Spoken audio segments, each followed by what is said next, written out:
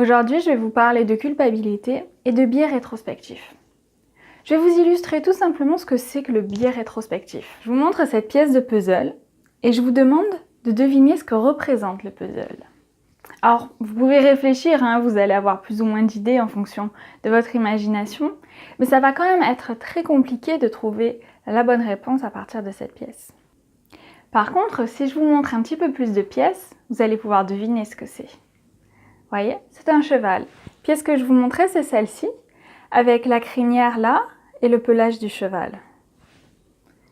Et là, vous pouvez vous dire, bah oui, évidemment, ça représente un cheval. Là, on voit bien la crinière, le pelage, c'était facile. J'aurais dû le deviner tout de suite. Et maintenant, quand vous regardez cette pièce, vous le voyez, le cheval, même si j'enlève les autres. Et vous dites, mais en fait, c'était facile. Et c'est ça le biais rétrospectif. C'est de se dire après coup, une fois qu'on a tous les éléments, ben oui, c'était facile, c'était évident. Ben non. Parce qu'à l'origine, vous n'aviez que ça.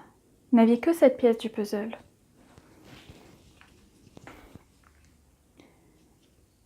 Et que ça ne devient évident que lorsque vous avez toutes les autres. Mais tant que vous n'en avez qu'une, ce n'est pas possible. Et effectivement, après, une fois qu'on a toutes les autres, là oui, on se dit que c'était facile et que le dessin est évident.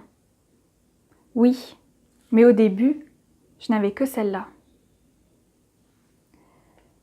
Demandez-vous, dans ces situations où vous culpabilisez, où vous avez commis des erreurs, demandez-vous, est-ce que j'avais toutes les pièces du puzzle?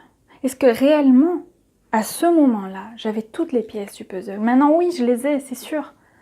Mais à ce moment-là, est-ce que je les avais? Je vous invite à croire en vos potentiels.